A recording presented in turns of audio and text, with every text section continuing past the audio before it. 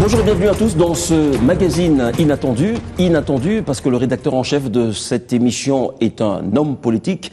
Inattendu également parce que ce magazine lui permettra d'aborder l'actualité sous un nouvel angle avec un ton différent. Inattendu, enfin, parce que dans ce magazine, c'est l'invité qui choisit les sujets d'actualité qu'il souhaite bien évidemment développer. Je souhaite et j'espère donc ainsi offrir la possibilité aux personnalités de différents horizons que je recevrai ici de pouvoir s'exprimer librement. Mon invité aujourd'hui est l'honorable Clément Kankou. Bonjour à vous. Bonjour, monsieur Jules. Comment allez-vous, honorable? Dieu nous a fait grâce. Vous êtes député national et président du mouvement pour le renouveau, MRA. Un parti d'opposition. Toujours dans l'opposition. Ben, présentement, nous sommes dans l'opposition. Alors vous ouvrez le bal dans ce magazine d'information, un complément d'information sur la chaîne de télévision B1. On commence d'abord par vous, parce que vous avez vous-même, en tout cas, été dans le cœur de l'actualité de ces 10 derniers jours. Parlons un petit peu de tout ce que vous avez fait. Alors, on vous a vu, honorable Clément Kankou, à la tête d'une délégation de députés et sénateurs de la province du Kasaï occidental plutôt, dont vous êtes originaire. Cette délégation s'est rendue à l'hôtel du gouvernement. Première question, est-ce à votre demande ou est-ce que c'était plutôt l'initiative du Premier ministre? Non, je dois dire que c'est à notre demande. Oui. Nous avons pensé qu'il était important d'aller discuter avec le Premier ministre, chef du gouvernement, sur les préoccupations de notre base. C'est vrai que nous avons d'autres mécanismes que nous sont dévolus constitutionnellement, tels que le contrôle parlementaire. Mais là, nous avons estimé qu'il fallait aller au contact directement avec ceux qui gouvernent pour faire un tour d'horizon d'abord de la situation de notre province et surtout essayer de trouver des solutions à toutes les difficultés que nos populations éprouvent aujourd'hui. C'est pourquoi nous avons demandé à la primature qu'il y ait cette rencontre. Fort heureusement, le Premier ministre a été très réceptif. Il a accepté d'avoir cette rencontre avec nous. Et mieux encore, il a proposé qu'au-delà de cette rencontre qui était plutôt d'une façon assez générale, qu'on ait une autre réunion avec des ministres sectoriels par rapport à toutes les préoccupations que nous avons soulevées, qu'on ait une rencontre plus technique, c'est-à-dire avec lui et les ministres qui sont concernés dans notre mémo, c'est-à-dire par rapport à toutes les préoccupations que nous avons soumises ou que nous avons présentées au Premier ministre. On n'a pas vu tous les députés du Kasaï occidental. Vous avez été sélectif? Non, nous n'avons pas été sélectifs, mais je crois qu'on a eu un problème de timing, parce que quand la rencontre a été confirmée, il se faisait un peu tard. Nous l'avons su la veille, et il fallait informer tous les collègues. Nous avons fait de notre mieux pour essayer de communiquer avec tout le monde. Mais malheureusement, beaucoup de gens n'étaient pas en plénière. Nous avons même usé des services de l'Assemblée nationale pour informer à travers la plénière, par un communiqué, pour que les gens puissent rapidement s'organiser et qu'on se mette ensemble pour aller à cette rencontre. Mais c'était aussi prévu très tôt matin. C'est une rencontre, comme vous le savez, à la primature, c'était 8 heures juste. On commence la rencontre parce que le Premier ministre avait d'autres préoccupations, d'autres occupations. Et d'autres sont arrivés en retard, malheureusement. La rencontre avait déjà commencé.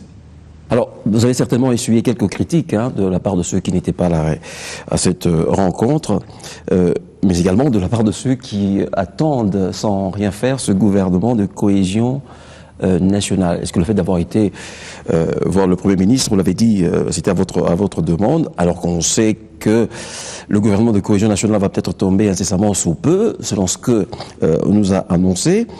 Est-ce que vous n'avez pas été critiqué pour ça? Est-ce que ce n'est pas un moyen de renforcer un peu le Premier ministre que beaucoup voudraient voir partant?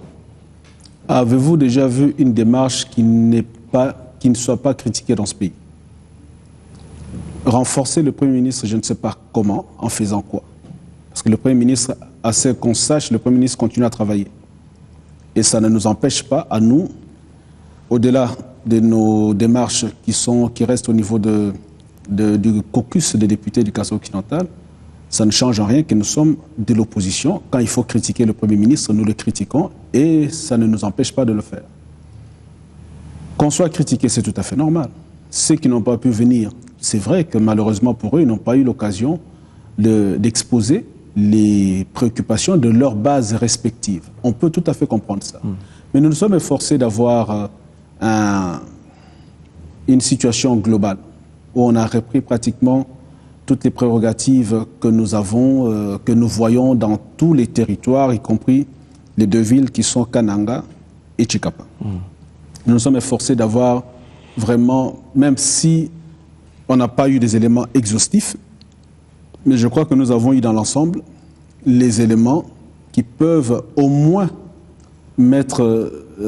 donner au gouvernement le point de vue d'un plus grand nombre de Ouest Kasaïa. Vous savez, quand on parle des questions qui touchent à l'énergie, ce sont des questions qui touchent à toute la province. On n'a pas besoin de venir d'un territoire pour ça. Les questions de la voirie, que ce soit de Kananga ou Chikapa. Les 5 chantiers sont restés tout simplement un slogan parce qu'on a commencé les travaux et ça s'est vite arrêté. Et jusqu'aujourd'hui, sur 2 ans, pour Kananga par exemple, il y a à peine 1 kilomètre qui a été construit de route, ce qui n'est pas normal. Quand on parle de 1000 écoles, on a beau chanter qu'il y a 1000 écoles, qu'on a un programme de 1000 écoles de ce gouvernement. Mais nous avons rappelé au Premier ministre que les 1000 écoles, nous ne les voyons pas. Dans nos territoires, nous ne voyons pas les fameuses écoles en question, nous ne les voyons pas dans nos territoires. C'est pourquoi nous avons voulu qu'ils nous disent où sont les écoles parmi les 1000 qui sont construites au Kasaï occidental. Et vous avez eu la réponse? Mais écoutez, nous avons eu des réponses pertinentes, c'est vrai, mais je ne dirais pas que ce sont des réponses complètes parce que le Premier ministre nous a promis d'avoir une rencontre avec les ministres sectoriels pour avoir des réponses précises aux questions précises par rapport aux préoccupations des députés et donc des élus du Kasaï occidental. Donc pour revenir sur la question c'était pour renforcer le Premier ministre, c'est nous qui avons demandé, c'est nous qui avons sollicité. Et en l'occurrence, moi qui suis de l'opposition, je ne sais pas quel intérêt j'aurais aujourd'hui à renforcer le Premier ministre ou à le faire partir, n'étant pas moi-même partie prenante dans les jeux politiques, disons dans le gouvernement d'union, de cohésion nationale ou tout le reste. C'est clair, vous n'y serez pas. Non, je n'ai pas dit, je ne suis pas moi maître, je ne suis pas maître des temps et des circonstances. Vous pouvez accepter? Mais j'ai dit que je n'ai pas fait des démarches pour. Oh, ok, très bien. Mais est-ce que si on vous appelait dans ce gouvernement de cohésion nationale, on se rappelle comment vous avez quitté à un moment donné ces concertations autour de la cohésion nationale, est-ce que vous accepterez d'y aller dans ce gouvernement de cohésion nationale au nom de votre parti politique? Je n'aime pas beaucoup spéculer sur ce genre de choses. Je crois que ceux qui font les démarches pour aller dans ce gouvernement peuvent y répondre assez aisément. En ce qui nous concerne, si nous avons, je dis dans l'absurde, qu'on ait une demande quelconque, je crois qu'au niveau de mon parti politique, tel que nous avons quitté les concertations nationales, au niveau de mon parti politique, nous allons donner une réponse adéquate. Alors vous l'avez dit, votre rencontre avec le Premier ministre n'excluait pas le contrôle parlementaire que les députés et sénateurs peuvent tout à fait exercer. Et vous, honorable Clément Kankou, vous avez donné la preuve de cela, parce que dès le lendemain de votre visite à l'hôtel du gouvernement, vous avez adressé une question orale à un membre important du gouvernement, le ministre du budget Mokoko Samba. Qu'est-ce que vous le reprochez? Mais d'abord, ce n'est pas dès le lendemain, parce que la question, elle est posée avant même cette rencontre. Avant même qu'on ait ne serait-ce qu'effleuré l'idée d'avoir une rencontre avec le chef du gouvernement. Et si vous allez aujourd'hui au niveau de l'Assemblée nationale, vous voyez la liste des initiatives à travers le contrôle parlementaire que nous avons prise. Vous verrez que bon, ça date, je ne dirais pas de Mathusalem, mais bon, ça date quand même d'il y a quand même un petit bout de temps. Bon, que ça coïncide aujourd'hui, que le bureau de l'Assemblée nationale puisse programmer la question orale adressée au vice-premier ministre Moukoko, le lendemain de notre rencontre avec le Premier ministre, je dirais que c'est pure coïncidence tout simplement. Mais je rappellerai aussi que c'est dans la ligne droite de démarche que nous avons commencé avec le même vice-premier ministre. Il vous souviendra que je suis allé le rencontrer l'année dernière sur les mêmes questions, les mêmes préoccupations, parce que vous savez, la question, oui, c'est sur le processus de bancarisation. Et moi, je l'ai vu l'année dernière sur la même question. Je suis allé le voir dans son bureau. Et à ce moment-là, les gens n'avaient pas considéré qu'on voulait renforcer le vice-premier ministre. C'est bizarre qu'on en parle seulement aujourd'hui. Parce qu'on parle des comptes bancaires, vous avez bien compris. Et bon, vous savez, si nous devons tous avoir des considérations politiciennes, politico-politiciennes, pour toutes les démarches qu'on doit faire, ça fait 6 mois que ça traite.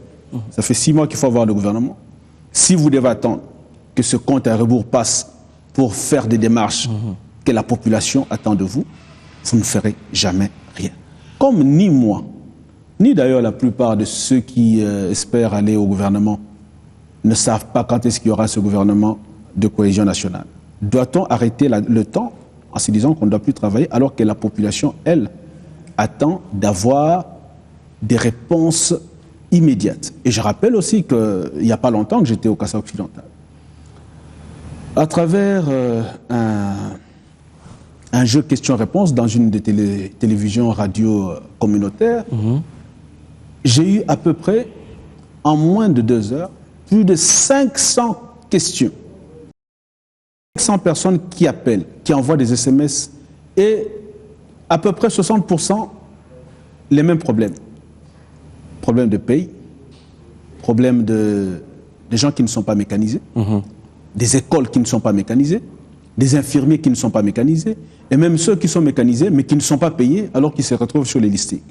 J'estime que c'est une question importante, qui ne doit pas attendre que bon, un jour qu'il y ait un gouvernement, un jour, nous ne savons pas quand, et nous ne pouvons pas arrêter les temps parce que tout le monde est suspendu à un gouvernement hypothétique.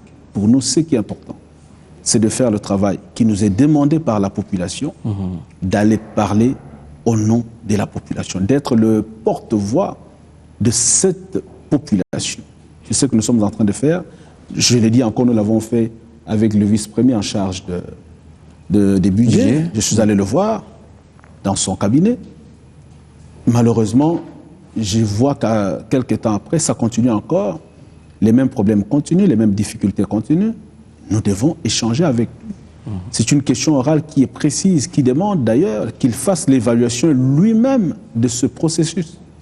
Il y a des questions qui trottent l'esprit de chacun de nous. Pourquoi on choisit une banque à une autre? Qu'est-ce que le gouvernement paye à travers ces banques? Parce que c'est vrai, vous enlevez la capacité de travailler aux agents payeurs, aux comptables, et vous allez le faire avec des banques commerciales. Il faut qu'on sache qu'est-ce qu'on a fait avec ces banques. Qu'est-ce qu'on a eu comme économie? Qu'est-ce qu'on fait comme économie? Qu'est-ce qu'on a fait de cet argent? Parce qu'on aurait compris que la bancarisation soit mise en place, c'est vrai pour maîtriser l'effectif des agents et fonctionnaires de l'État, parce que quand même il y avait des gros problèmes à ce niveau-là, il y avait beaucoup de fictifs. On doit comprendre ce qui se passe et combien de gens nous avons pour bien les payer. Mais on aurait aussi compris que les retombées de cette bancarisation soient aussi bien appréciés par les agents fonctionnaires de l'État qui, eux, sont en règle en se disant que s'il y a aujourd'hui des économies par rapport à la bancarisation, on aurait espéré qu'on puisse améliorer ne serait-ce que la paye de ces agents et fonctionnaires de l'État. On aurait espéré améliorer leurs conditions, mais à travers cette question orale, le ministre devrait nous expliquer qu'est-ce qu'on a fait, est-ce qu'il y a eu des économies. S'il n'y a pas eu d'économie, donc la bancarisation n'aura pas servi à grand-chose. S'il y a eu des économies, qu'est-ce qu'on a fait de ces économies? Qu'est-ce que les premiers bénéficiaires de la bancarisation peuvent espérer avoir comme retombée de ce processus qui, comme je vous l'ai dit, passe quand même pour beaucoup de gens dans la grande douleur. Quand vous savez qu'une personne doit quitter l'intérieur du pays, faire 200 km pour aller chercher sa paye, et quand il arrive, il n'a même pas cette paye, on lui dit qu'il n'est pas sur la liste. C'est un enseignant qui a laissé les enfants en plan, les enfants sont là, les enfants n'étudient pas. et monsieur est parti pour une semaine parce qu'il doit trouver la paye. Il a lui-même engagé des dépenses. J'estime que c'est une question cruciale parce qu'on parle de lutte contre la pauvreté, mais c'est ça le problème. Nous sommes en plein dans la lutte contre la pauvreté si la bancarisation est bien maîtrisée. Comme vous savez, ça passe par les banques, les institutions financières. Il y en a combien? Quels sont les avantages ou quelles sont les facilités qu'on fait pour que ces institutions financières puissent faire ce travail dans de meilleures conditions? Quand nous voyons ces spectacles qu'on nous offre ici à Kinshasa, autour des banques, vous avez tous les agents qui sont là. Et j'ai encore en mémoire ces fonctionnaires qui trouvaient la mort sur le boulevard du 30 juin parce qu'il allait chercher sa paye avec sa femme. Donc, il ne faut pas que la paye soit une occasion de malheur plutôt qu'une occasion de joie parce que la personne a dit que j'ai travaillé, mon pays me paye par rapport au travail que je fournis. C'est une occasion de joie et de beaucoup de plaisir pour une famille. Autre sujet d'actualité que vous avez souhaité développer, c'est la mort des supporters de V-Club intervenus au stade Tata Raphaël. Regardons comment les médias de la RDC ont traité cette info. Nous revenons ici avec l'honorable Kankou. Voici le stade qui a abrité le match du play-off AS V-Club Tout-Puissant Mazembe. Plus de 40 000 places assises, jeu de pierre suivi d'une bousculade. Le bilan est lourd, 15 morts et 21 blessés. Un comité de crise s'est vite constitué sous la direction du ministre de l'Intérieur, Sécurité, Décentralisation et Affaires coutumières. Richard Mouyej-Manguesmans a, au cours de cette réunion élargie à ses collègues des sports Banzamoukala Nsungu, des médias Lambert Mende Omalanga et au président de la FECOFA, Constant Omari, voulu tirer au clair les incidents survenus le dimanche 11 mai au stade Tata Raphaël. Une commission d'enquête a été mise sur pied pour établir les responsabilités. Nous avons tenu d'abord à évaluer les pertes subies par la population sportive de Kinshasa. C'est 15 personnes qui sont décédées. Les membres qui ont participé à cette réunion ont tenu à exprimer d'abord leur compassion à l'égard des familles qui sont éprouvées. Et on est très vite passé à l'examen de tout ce qui a pu se passer au niveau de l'organisation des activités, au niveau de la sécurité, les responsabilités en ce qui concerne les clubs sportifs, en ce qui concerne les groupes de supporters. Et une commission d'enquête a été mise en place pour approfondir les informations qui ont été fournies à la commission qui vient de se réunir. Lambert Mende de préciser que toutes les victimes l'ont été du fait de la bousculade. Selon ce que nous avons pu apprendre, bien sûr, les responsabilités sont partagées. On a constaté d'abord que la police s'est très bien acquittée de sa tâche, parce que parmi toutes les personnes décédées, aucune ne l'a été par balle. Parmi toutes les personnes blessées, aucune ne l'a été par balle.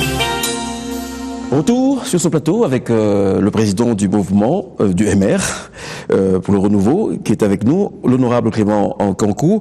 Alors, cette actualité que nous venons de voir vous met également aussi dans le cœur même de médias, sous les projecteurs, parce que vous êtes celui qui a poussé le ministre à prendre la parole sur cet incident malheureux. Oui, c'est vrai. C'est vrai qu'à travers une motion d'information, j'ai demandé à ce que le ministre qui était invité pour une autre initiative, actualité oblige, j'ai demandé à ce que la plénière accepte que le ministre s'explique sur cette question. Et d'ailleurs, ce n'était pas normal qu'on puisse commencer cette plénière alors que notre pays avait encore perdu dans des conditions aussi tragiques une quinzaine de personnes. On a déploré à peu près 15 morts et d'autres qui sont blessés. Il fallait au minimum, ne serait-ce que pour honorer leur mémoire, accorder ne serait-ce qu'un petit moment de silence, parce que ce ne sont pas des morts en vain, ce ne sont pas des morts inutiles. Il faut absolument que l'Assemblée nationale exprime sa compassion à l'égard de toutes ces familles. C'est pourquoi j'ai soulevé cette motion qui a été adoptée et le ministre a dû s'expliquer quand même sur cette question. Donc j'estime que la démarche que nous avons faite était une démarche tout simplement citoyenne, parce que nous sommes, c'est vrai, des élus, nous sommes revêtus d'un mandat national, mais ce qui se passe ailleurs, en dehors de nos circonscriptions électorales, reste dans notre champ d'action également. Donc je pensais qu'il fallait absolument saisir la balle au bon pour que le ministre s'explique sur cette question, ne serait-ce que nous dise ce qui s'est passé. Parce que nous ne pouvons pas nous contenter de quelques informations qu'on nous envoie ici et là, ou encore moins de la spéculation. Nous sommes une institution qui se doit d'être crédible, sérieuse, parce que c'est cette institution qui produit les lois et qui contrôle le gouvernement. Les membres de cette institution ne peuvent pas avoir des informations par des canaux informels ou tout simplement à travers quelques organes de presse. Nous avons le ministre qui était dans nos murs. C'était normal que je demande à ce ministre de répondre sur ce qui s'est passé. La question sécuritaire, comment la police a géré cette situation, parce qu'il semble qu'il y a eu quand même un débordement au niveau de la police, qui a d'ailleurs engendré beaucoup de dégâts. Il semble, parce que je l'ai dit avec beaucoup de réserve, d'autant plus que nous n'avons pas encore le rapport. Et je me dis aussi que la question que j'ai posée aussi à travers cette motion, c'était de savoir comment un match aussi important, qui est quand même classé comme un match à haut risque, qu'on n'ait pas pris des précautions pour éviter ce genre de tragédie. Parce qu'ailleurs, nous voyons que quand il y a ce genre de derby, les gens se mettent réellement au travail pour ne pas qu'il y ait ce genre de tragédie, pour éviter au maximum qu'il y ait des dégâts. Mais nous n'avons pas compris que ça se passe ainsi pour ce match-là. C'est pourquoi nous avons soulevé cette question et nous avons reçu quelques réponses de la part du ministre, des réponses qui poussent absolument à approfondir la question. Et d'ailleurs, je crois qu'il y a des collègues qui s'organisent pour rappeler le ministre. Je suppose qu'à ce moment-là, il aura beaucoup plus d'informations pour qu'il vienne éclairer la représentation nationale, parce qu'absolument, il faut qu'on en parle pour éviter que dans le futur, ce genre de choses se répètent encore. Autre drame qui nous concerne tous en tout cas, c'est l'expulsion massive et sauvage dont sont victimes nos compatriotes à Brazzaville. Honorable, je sais que vous avez pris beaucoup dans ce dossier, vous avez pris la parole devant la presse. J'aimerais savoir, quelques semaines plus tard, quelques semaines après le début de ces expulsions, est-ce que la réaction ou les différentes réponses faites dans ce dossier par le gouvernement, est-ce qu'elles vous ont satisfait? Non, je peux d'emblée dire que le gouvernement a eu une gestion que nous estimons être assez chaotique. Je m'explique. Nous avons eu l'occasion de soulever ces questions au niveau de l'Assemblée nationale. Quand nous avons eu la possibilité de parler, nous l'avons dit. On nous a parlé d'une délégation qu'on avait dépêchée à Brazzaville pour aller trouver une solution avec nos voisins de Brazzaville. Le vice-ministre, je crois, des Affaires étrangères, qui était à l'Assemblée nationale, qui nous parlait, il ne nous donnait pas l'impression de prendre la mesure de la gravité de la situation. Il en parlait comme si c'était une question, un fait divers, qui allait passer rapidement. Vous avez vu après 100 000 déplacés. Et dans quelles conditions? Je pense que Kinshasa, à ma connaissance, n'a jamais été soumise à une telle tragédie humaine, où vous avez 100 000 personnes qui arrivent dans des conditions telles que nous l'avons vu, à Kinshasa, des gens qui ont vécu des atrocités dignes de la Gestapo, parce qu'ils étaient congolais, des femmes violées, des familles entières déplacées, des enfants arrachés à leur famille, parce que le papa, on l'a surpris, je ne sais pas dans quel coin, la maman qui était au marché, il se retrouve dans un bateau, ils ne savent même pas où sont les enfants. Ce sont des choses tellement graves que nous n'avons pas compris la réaction du vice-ministre qui est venu à l'Assemblée nationale. C'est comme ça que nous avons posé des questions. Nous voulions savoir pourquoi cette timidité, cette réaction timide de la part de notre gouvernement. Pour préserver les relations, les bonnes relations diplomatiques que nous avons avec le Congo. On a voulu préserver les relations diplomatiques, ça nous a coûté autant de morts. Quand on vous dit que 4 personnes agonisaient, qu'on pouvait soigner, on les a amenées dans une chambre froide. Les personnes vivaient encore. C'est ça le résultat de cette attitude de la part du gouvernement. Ça n'a rien produit, parce que nous nous disions ceci. Ailleurs, quand ce genre de choses arrivent, les gouvernements sont assez réactifs. C'est vrai que nous ne demandons pas que le gouvernement ait les nerfs à fleur de peau. On ne demande pas qu'il y ait des réactions intempestives ou des réactions irréfléchies. Vous ne parlez pas du principe de réciprocité? Mais je dis ce que j'avais déjà Oui. proposé ce jour-là. Je crois que je suis parmi les premiers à proposer qu'il y ait réciprocité. Oui. Nous avons aussi proposé ce jour-là qu'il y ait sanction. Parce qu'il ne suffit pas de dire que on a malmené, maltraité nos frères et sœurs qui sont à Brazzaville. Mais nous pensons que nous avons aussi des outils sur lesquels nous pouvons appuyer. Par exemple, la plupart de ces personnalités ont des biens ici à Kinshasa. Ils ont des hôtels, ils ont des villas, ils ont des affaires ici. Ils ont des intérêts économiques ici. Si les États-Unis peuvent sanctionner à travers le Congrès la Russie, peuvent sanctionner la Syrie, peuvent sanctionner les Libyens, les personnalités, du moins, à plus forte raison, nous qui sommes touchés dans notre chair, comment nous ne pouvons pas le faire à travers ce que les autres appellent pudiquement les gels des avoirs. Qu'est-ce que ça aurait pu faire soyons concrets, par exemple, je vais être concret. Ceux qui ont des biens. Je vais être concret, les gels des avoirs oui. qui s'accompagnent souvent avec d'autres sanctions telles que les refus de visa, les refus de venir dorénavant au Congo, parce que la plupart de ces personnalités passent leur temps ici le week-end. Je dis bien qu'ils ont des intérêts économiques. Quand vous voyez que les Américains touchent ou pensent avec la question de l'Ukraine à sanctionner certaines entreprises russes, c'est tout simplement pour faire fléchir le président russe. Nous avons parlé d'autres aspects. Et d'ailleurs, nous étions, je pense même avoir été parmi les premiers à soulever cette question à l'Assemblée nationale. Ce qui se passe au Congo aujourd'hui, à Brazzaville, contre les Congolais de la RDC, est prémédité. Ça a été préparé de longue date. Il y a un des généraux, un des plus influents, qui est le patron de la police, que nous avons vu dans les réseaux sociaux, dans des images, où il appelait à tuer les Congolais. Ce n'est pas d'hier, s'il y a quelques mois. Nous l'avons vu. Si déjà un des responsables demande à tuer les Congolais, qu'il appelle Louis Zaïro, et qui est cette réaction que nous voyons, cette vague d'expulsion sauvage, donc nous comprenons que c'est une situation qui a été préméditée, préparée de longue date. Et qui serait qualifiée juridiquement de crime.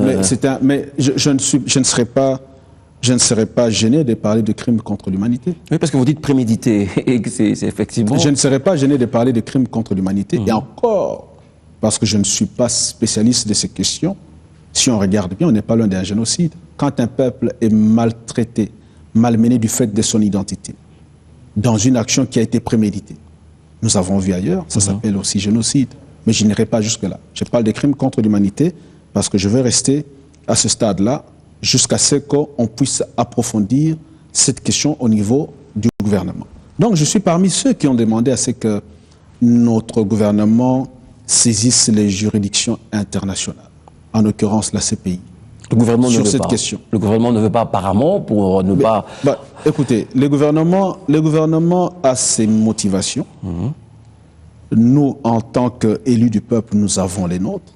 Et quand vous verrez dans les recommandations que nos collègues ont faites, les collègues dans une mission d'information, avec comme un membre influent de la majorité, en l'occurrence le président du groupe parlementaire du plus grand parti de la majorité présidentielle.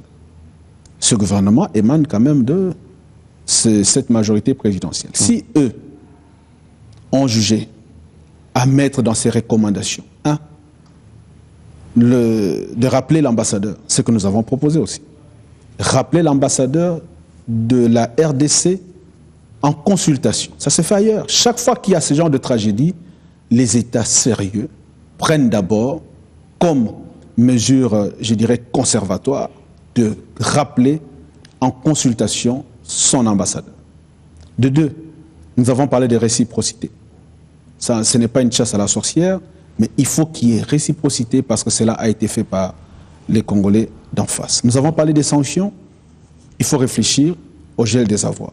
Nous avons parlé de saisir les juridictions internationales parce qu'il y a là un crime contre l'humanité avéré, avec, comme nous l'avons dit, une démarche qui a été préméditée parce que nous l'avons vu quelques mois avant, le patron de la police demandait à ce qu'on tue les Aïrois. Donc, quand nous regardons tout ça, nous sommes un peu étonnés de la réaction du gouvernement. Alors on se demande, c'est vrai que bon, nous ne sommes peut-être pas dans la même position, mais nous disons que quand il y a ce genre de choses, tenez, depuis que cette histoire a commencé, même sur la prise en charge de nos compatriotes, vous avez vu ce qui s'est passé au stade du 24 ou à la commune de Kinshasa. Ces gens sont là, à la belle étoile, à la merci des intempéries, et encore que nous sommes dans une période où il y a la pluie tous les jours. Femmes, enfants, bagages, sous la pluie en permanence. Regardons cet élément qui a été fait pour montrer l'évolution de la situation sur place, comment l'État congolais a essayé de répondre à cette urgence. Regardez, nous revenons, et pour continuer d'entendre les commentaires de l'honorable Clément Kankou. Un autre point, non le moindre, c'est le dossier des expulsés de Brazzaville. Augustin Matata Pogno a échangé avec quelques membres du gouvernement, notamment le ministre de l'Intérieur, celui des Transports et des Affaires sociales. Il était donc question, au cours de cette réunion, de comprendre davantage ce qui se passe, raffermir les structures d'accueil et d'évacuation vers les provinces d'origine, le Bas-Congo, le Bandundu et l'Équateur. Richard Mouyesh Manguez-Mans donne l'évolution de la situation. C'était donc important de faire ce rapport au Premier ministre et de situer le niveau de la crise parce que nous sommes à plus de 70 000, ou plus précisément 72 000 de nos compatriotes qui sont rentrés. Beaucoup d'autres attendent et il faudra encore plus de 30 jours de rotation. Et si vous comptabilisez en partant de 3 à 4 000 personnes par jour, vous voyez où cela nous amène. Le mouvement s'intensifie, à mon avis la crise change de niveau, il faut des dispositions qui s'imposent. Il aura une séance de travail avec notre ambassadeur et avec son homologue d'en face pour essayer d'assainir les sites où se trouvent nos frères et éventuellement de localiser les sites d'attente pour qu'ils attendent dans de bonnes conditions. Précisons que cette réunion d'urgence est élargie aussi au gouverneur de la ville-province de Kinshasa, le DG de l'ONATRA, le DG de la DGM, l'inspecteur général de la police nationale congolaise et enfin le DG de l'ANER.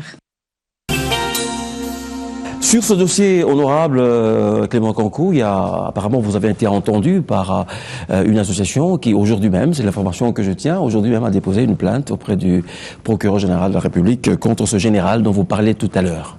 Ici et en Europe aussi, nous avons travaillé avec un groupe de jeunes avocats congolais que j'ai mis en contact avec d'autres organisations non gouvernementales de la défense des droits de l'homme. D'ailleurs, ce qui m'a un peu inquiété à un moment, je n'entendais pas beaucoup ces organisations parler ici à Kinshasa, alors que c'est une des matières sur lesquelles elles doivent absolument, en tout cas, s'investir.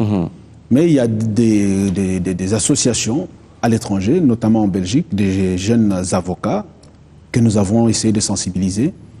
Nous les avons mis en contact avec des groupes ici. Ils sont en train de travailler sur cette question. Tant mieux, si on les fait déjà ici à Kinshasa, c'est bien dommage qu'on le fasse un peu en retard, mais tant mieux. Mais ce que nous avons aussi déploré, c'est le compte-rendu du gouvernement. Et nous avons compris que le gouvernement voulait absolument atténuer la situation, c'est-à-dire calmer les jeux. Mais nous disons à ce gouvernement que, vous savez, il y a un principe simple qui dit que quand un mensonge est répété constamment, sans contradiction, ça risque de devenir une vérité. Quand vous regardez dans les réseaux sociaux, vous regardez sur les chaînes de télévision d'en face, ils ont un autre discours. Un discours incendiaire, c'est vrai, nous ne voulons pas être là-dessus, mais ils sont en train de diaboliser les Congolais. À la limite, aujourd'hui, pour nos frères d'en face, tous les Congolais de Kinshasa qui sont là-bas sont des Koulouna, des bandits. Ou des prostituées. Ou les filles des prostituées.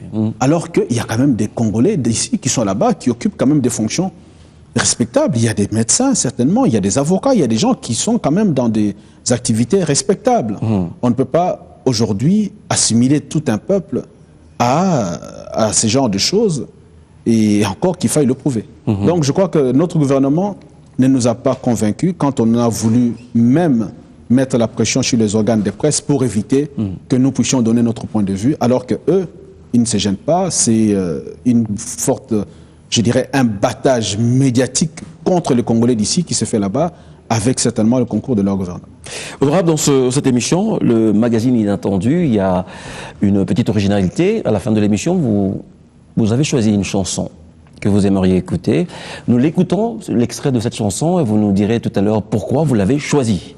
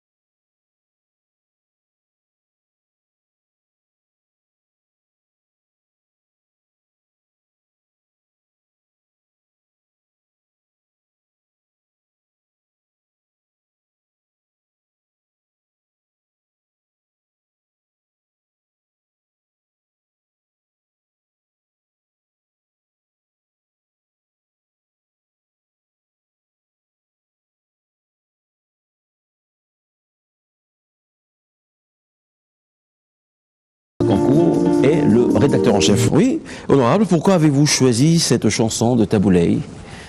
Mais j'ai choisi cette chanson parce que j'estime que c'est une chanson quasi prophétique. Parce que Taboulay parlait déjà de la grandeur du Congo.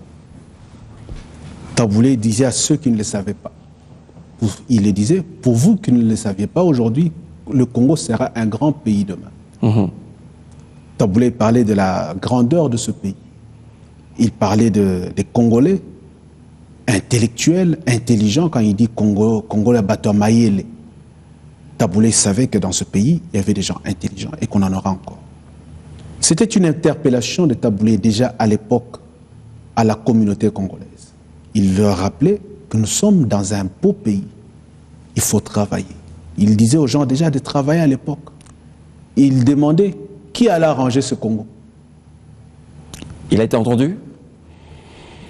Est-ce qu'on continue toujours à attendre ces gens-là, intelligents dont vous parlez? Malheureusement, si je suis ce qui s'est passé depuis 32 ans, oui, et ce qui se passe depuis la fameuse libération, j'ai l'impression qu'il y a encore du chemin à faire. Très bien. Il y a du chemin à faire, et beaucoup à faire, pour arriver, ne serait-ce que à rencontrer les préoccupations de Taboulay de l'époque et aussi de Lumumba. Rappelez-vous de ce que Lumumba disait, c'était dans la même lignée. Oui.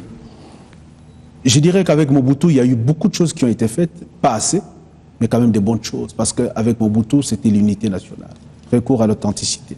La fierté d'être Congolais, la dignité dont Taboulay parlait et Lumumba, on l'a quand même retrouvé d'une certaine manière avec Mobutu, sans oublier l'état de la Deuxième République, que chacun de nous doit un jour corriger, parce que nous ne pouvons pas être fiers de ce qui s'est passé pendant la Deuxième République totalement.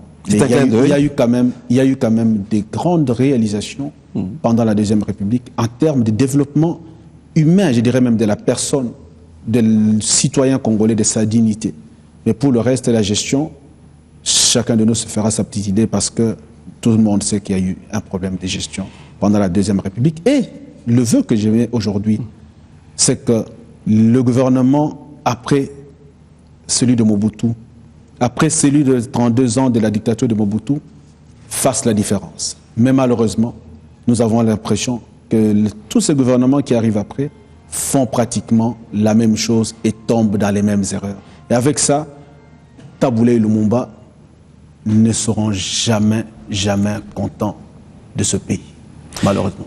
Merci beaucoup, honorable Clément Cankou. Merci beaucoup d'avoir été le rédacteur en chef de ce magazine Inattendu. Merci, je rappelle que vous êtes député national, que vous êtes président du parti politique Mouvement pour le Renouveau et que vous êtes actif au sein de l'Assemblée nationale. On se retrouve bien évidemment pour un deuxième numéro de ce magazine Inattendu très rapidement avec une autre personnalité qui peut être politique, religieuse, sportive ou culturelle. À bientôt. Au revoir.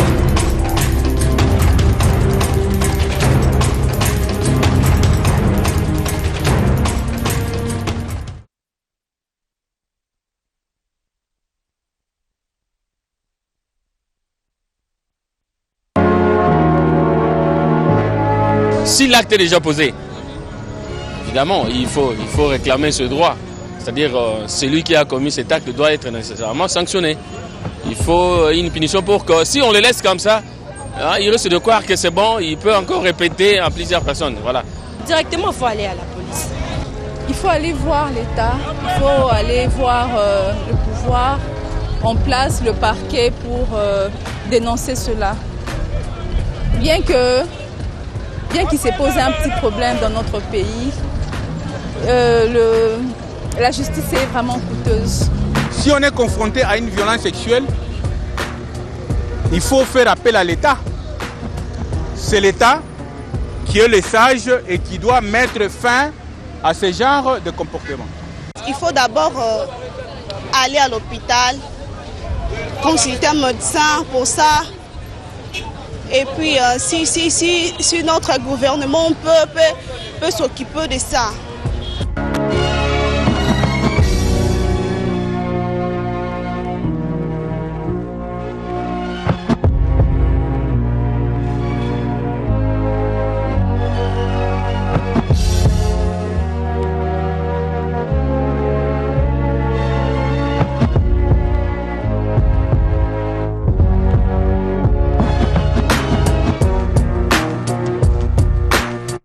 Banda,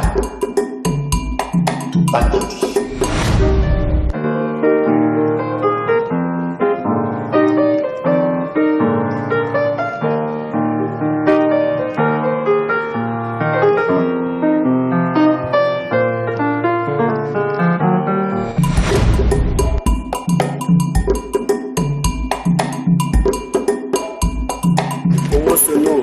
Soyons unis et forts.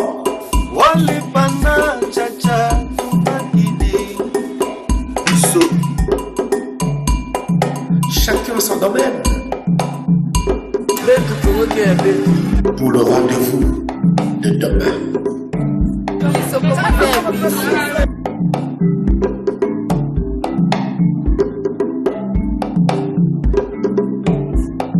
Le Congo! Et en Swahili maintenant, dis-moi, on dit quoi? En Swahili? Congo n'y est tout. Lufungula. Lufungula. Restons nos fronts, longtemps commis, et soyons fiers d'être Congolais. Fierté, dignité, oh non.